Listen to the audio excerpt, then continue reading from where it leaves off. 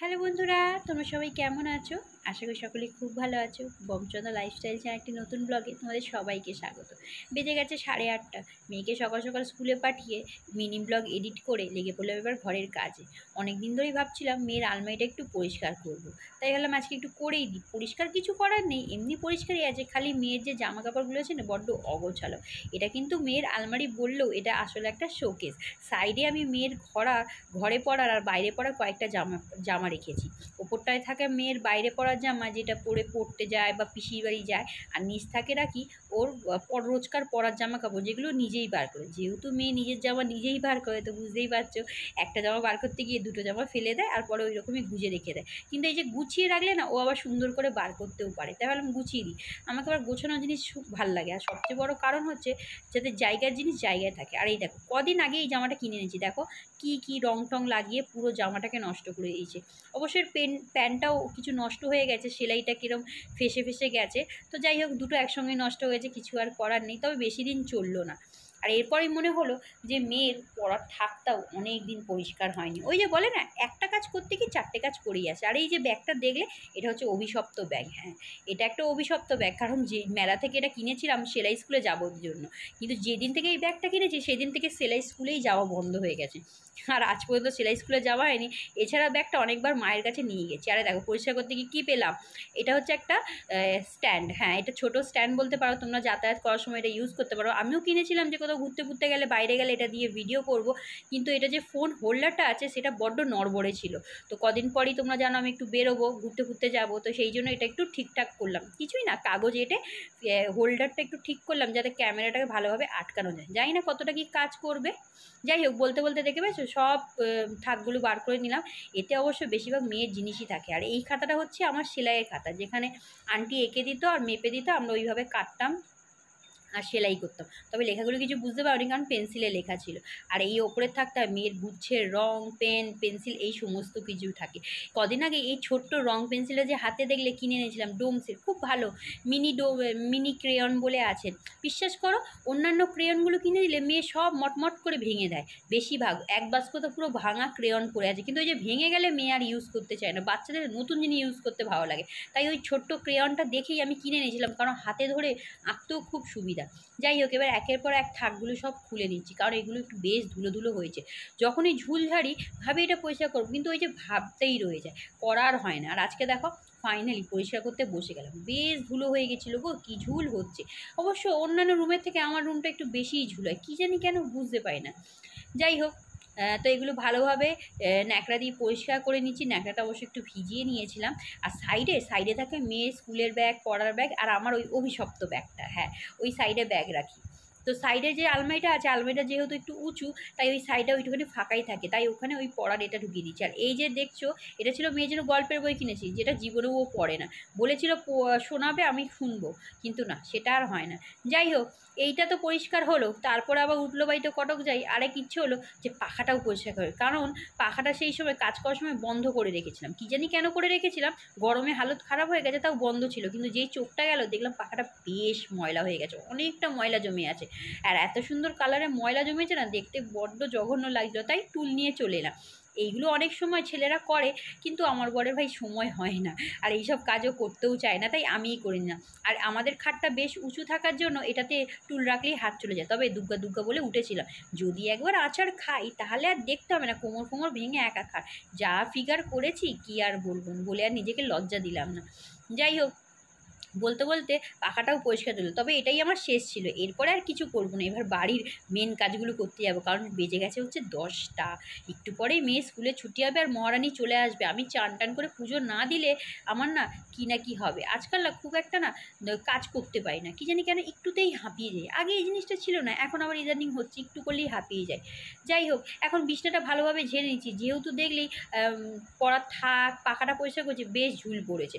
ভাবলাম বিছানার চাদরটা পাল্টে নিই, কিন্তু কদিন আগেই, মানে দুদিন আগে বিছানার চাদরটা পাল্টেছি, তার ওপর এই বিছানা এখন শোয়াই হয় না, তাই আর পাল্টালাম না। যাই হোক, চলো বাকি কাজগুলো করে নিই, তার মধ্যে আরেকটা কাজ অ্যাড হয়ে গেছে। গুড মর্নিং, বেজে গেছে সকাল 9টা। পাখা টাকা পরিষ্কার করে এসছি, মানে পাখা সবাই পরিষ্কার হলে বিছানাটা ঝাড় দিলাম। আর এসছি এখানেই, শ্বশুরমশাই মাটি এনেছে, এই গাছগুলোতে একটু মাটি দেবো। বাড়িতে বৃষ্টিতে না মাটিগুলো ধুয়ে যায়, বেশিরভাগ মাটি আমার মেয়ে তুলে তুলে খেলে সব মাটি হাওয়া করে দিয়েছে। দেখো গরমের জন্য টিপ চলে গেছে, কিন্তু এত ঘুমট লাগছে, গরম লাগছে, ইচ্ছে করছে না, পুরো শরীরটা মনে রীতিমতো জ্বালা করছে। টিপ পড়েছে, দেখো টিপটা আবার চলে গেল।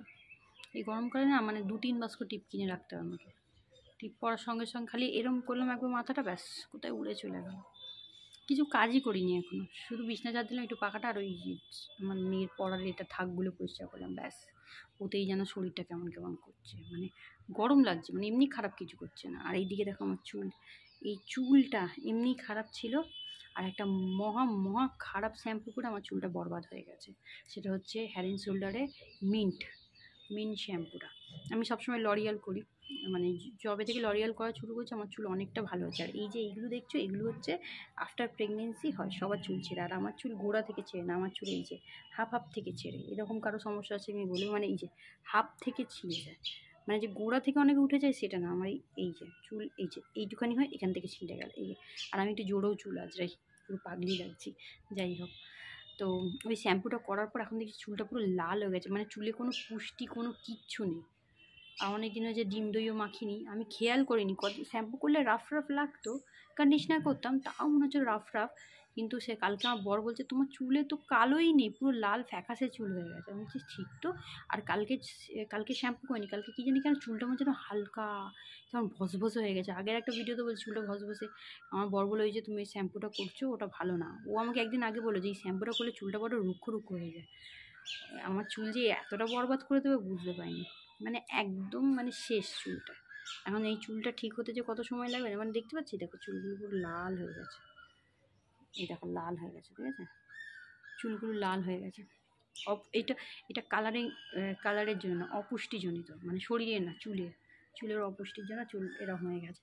আর এখানে দরদর করে ঘাম দিচ্ছে, বসে বসে এইটাকে ঠিক করলাম, এটা ট্যাড়া হচ্ছে, আর ফোনটা না ঘোরাতে পারছি না, দেখো টাইট হয়ে গেছে কি জানি। যাই হোক, এইটা ঠিক করছি স্ট্যান্ডে লাগিয়ে ওই ভিডিও করবো বলে। মাটি কাটবো, মানে মাটিটাকে নেবো, গুঁড়ো করবো, গাছে দেবো, ওইটাই করবো। কিন্তু এটা না খুলে পড়ে গেছে, ফোনটাও পড়লো, যাক ফোনটা এখনো কিছু হয়নি, ভগবানের আশীর্বাদে অলরেডি 3000 টাকায় ফোনের পেছনে চলে গেছে আমার। ফোন ভেঙে গিয়ে ঠিক এই বাইরেটাই আমি না, বাইরেটা না, এটা ঘরের ভেতরে ফোনটা ছিল, নিতে গিয়ে হাত থেকে ফসকে ভেঙে গিয়েছিলো। যাই হোক, টুকটাক এই কাজগুলো করিনি। গাছগুলো না, এই গাছটা বাড়ছেই না, অপরাজিতা গাছটা আমার বাড়ছেই না, দেখো এইটুখানি এই হাইট হয়ে দাঁড়িয়ে গেছে, না ফুল হচ্ছে না কিছু হচ্ছে।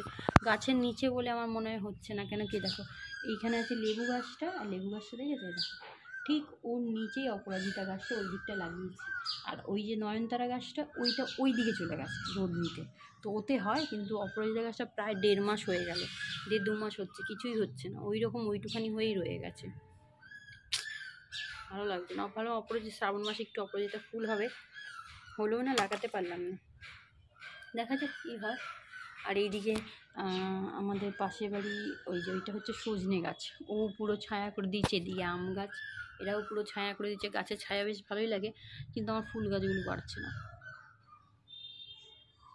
যাই হোক, সব ঢেড়া ঢেড়া গাছগুলো বেড়ে যাচ্ছে আর আমার ফুল গাছ বাড়ছে না। চলো প্রচুর বকবক করে নিলাম, 9টা 9:30 বাজে, মিনি ব্লগ আবার এডিট করা হয়নি, ওটা বসে বসে আবার এডিট করতে হবে। করেছি কিন্তু মানে যেটা ভয়েস ওভার দিয়েছি আমার ঠিক পছন্দ হচ্ছে না, তো আরেকবার এটা মাটিটা দিয়ে ওটাকে এডিট করে তারপরে যাব ঘর ঝাড় দিয়ে মুছে, তারপরে চান করবো, আবার পুজো আছে। চলো দেখতে থাকো।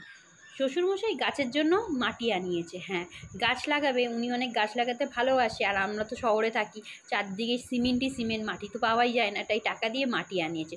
যে এনে দিয়েছে অনেক বস্তাই এনে দিয়েছে, কিন্তু এই যে যেই মাটি নাকি ফ্রিতে পাওয়া যায় সেই মাটি পয়সা দিয়ে কিনতে হয়, কী আর করার। তো আমিও শ্বশুরমশাইকে বলে আমার গাছের জন্য 2-1টা মাটি নিয়েছি, না আমার বেশি গাছ নেই, ওই যে 2টো ফুল গাছ দেখেছো ওই গাছের গোড়াতেই দেবো, কারণ মেয়ে সবসময় খেলনা মাটি নিয়ে খেলার সময় গাছের গোড়া থেকে মাটি নিয়ে গাছের গোড়াটা প্রায় হালকা করে দিচ্ছে, তাই যেই দেখলাম মাটি আমি একটুখানি গাছের গোড়ায় দিয়ে দিলাম, কারণ এই দুটো গাছ আমি লাগিয়েছি ঠাকুরের জন্য।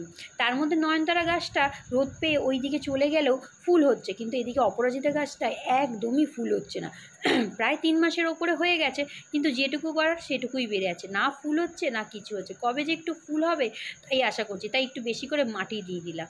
আর হ্যাঁ, তোমাদের তো একটা কথা বলা হয়নি জানো তো, আমার হাতে না খুব একটা গাছ হয় না, এটা কিন্তু সত্যি কথা। বলে অনেকে খারাপ যে হাতে গাছ না হওয়া ভালো, খারাপ, কিন্তু কি করবো বলো, আমি অনেকবার গাছ লাগিয়েছি কিন্তু গাছ হতে চায় না। এই দুটো গাছ হয়েছে, তাই অনেক ইচ্ছে আছে একটু গাছগুলো যদি ফুল দেয় খুব ভালো লাগে। যাই হোক, এটা করে টোরে চলে গেছিলাম ওটা ঘরের ঝাড় দিতে, কারণ এখনও ঘর ঝাড় দেওয়া মোছা সব বাকি আছে।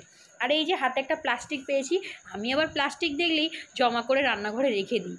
হ্যাঁ, প্লাস্টিক দেখলেই জমা করি, কারণ এই প্লাস্টিকগুলোতেই আমি ময়লা ফেলি, তাই জমা করে রাখি। যাই হোক, মাটি ফাটি দেওয়ার পর প্রায় পেছনটা আমাদের ধুলো ধুলো মাটি মাটি হয়ে গেছে, তো এবার সমস্ত কিছু ঝাড় দিয়ে মাটিগুলো ফেলবো। আর এই সমস্ত কিছু করতে করতে 10:30 বেজে গেছে, এদিকে বুক ধকপক করছে। যদি বর এসে দেখে এখনও চান টান করিনি তাহলেই চেঁচাবে যে এতক্ষণ ধরে বাড়িতে কি করছো। যাই হোক, তারা তো আর বুঝবে না কি করছি। এমনি দিনের সময় কাজ শেষ হয়ে গেলো, আজকে একটু দেরি হচ্ছে। আর দেখো, দেখতে ঝাড়ফাড় দেওয়া হয়ে গেছে, এবার যাব হচ্ছে সোজা চান করতে। আর মুছতে আর আধ 1 ঘন্টা সময় লাগবে, তাতে আর কি ঝপঝপ মুছে চান করতে যাব। আর এই যে চান টান করে সোজা চলে এসেছি রান্নাঘরে। তার মাঝখানে অবশ্য পুজোটা দিয়ে দিয়েছি। আর দেখতে পাচ্ছ কানে কি লাগিয়েছি, ইয়ারপডস লাগিয়েছি, কারণ মেয়েকে অন্যদিকে পড়তে বসিয়েছি। ও আমার আবার ফোনের আওয়াজ শুনলেই পড়াটা বন্ধ করে দেয়, ভাবে মা ফোন দেখছে আমি এবার পড়বো না, তাই এয়ারপডে শুনছি। কিন্তু ও আছে অতি চালাক, যেই না এসে দেখেছে কানে আমার এয়ারপড, বুঝে গেছে। তারপর কি, বাধ্য হয়ে এয়ারপডটা আবার খুলে রেখে দিলাম। আর আজকে আবার বড় আবার এনেছে ঝোলের মাছ।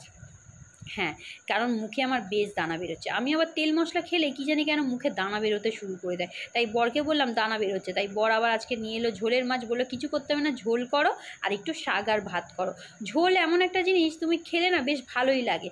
আর ঝোলটা দেখে যতটা তোমাকে মনে হচ্ছে মশলা দিয়েছি, বিশ্বাস করো কোনো মশলাই দিইনি, খালি হলুদ কাঁচা লঙ্কার ঝাল এই দিয়ে করেছি। আর একটা বড় করে ঝোল করেছি, আর সঙ্গে করেছি একটুখানি লাল শাক। তবে লাল শাকটা আজকে অত ভালো হয়নি, সবসময় ভালো হয়। আর একটু করেছি ওল ভাতে, কারণ ওল ছিল। আর মেয়ে যেহেতু ঝোলের মাছ খেতে পারে না, মেয়ের মাছটা আলাদা আলাদা ভেজে রেখেছি। মেয়েকে আমি সবসময় ভাজা মাছ দিই, আর ঝোল থেকে ঝোলটা দিয়ে ভাতটা মেখে দেবো। তো এই হচ্ছে আমাদের মেনু। আর অতি অবশ্যই ভাত তো ছিলই। তো চলো এবার খাওয়া দাওয়া কমপ্লিট করি, তারপরে তোমাদের সঙ্গে দেখা হচ্ছে। এদিকে তো আমি আরেক কাণ্ড করে বসে আছি, খেয়ে দিয়ে উঠেছি প্রায় 2:30 বাজে। শুতে যাবোই, হঠাৎ করে মনে পড়লো আরে আমি তো চান টান করে কাপড়ই মেলেনি। সেটা অবশ্য বর দেখে আমাকে বলল তুমি এখনও ভিজে কাপড় মেলোনি। তারপর কি ছুটতে গেলাম কাপড় আনতে, এনে কাপড়গুলোকে এবার মেলে দিচ্ছি। আর এদিকে লেবু গাছটা হওয়ার জন্য দড়িটা পুরোপুরি ব্যবহার করতে পারছি না, কারণ এই গাছের সঙ্গে আবার কাপড় দিলে গাছ আবার বাড়তে চায় না। তাই এবার কি করি সেটাই বুঝতে পারছি। দেখতে পাচ্ছ নাইটি নিয়ে এদিক ওদিক করছি যে কোথায় আমি এটাকে মেলি। তারপর আবার ক্যামেরাকে সরিয়ে আমি গেলাম মেলতে। তারপর কি দিলাম একটা 1 ঘন্টার ঘুম।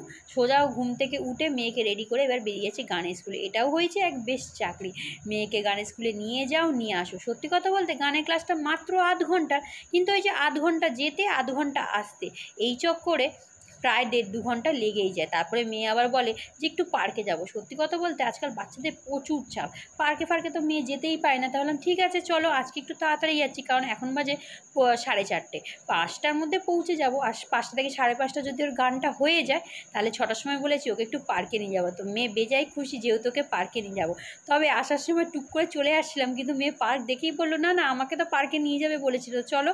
কিন্তু এসে দেখলাম কোনো বাচ্চা নেই। কোনো বাচ্চা থাকলে মেয়ে খেলতে ভালোবাসে, কিন্তু বাচ্চা না থাকলে অন্তত একটু স্লিপ চেপে না, তারপর আমি বসে থাকি।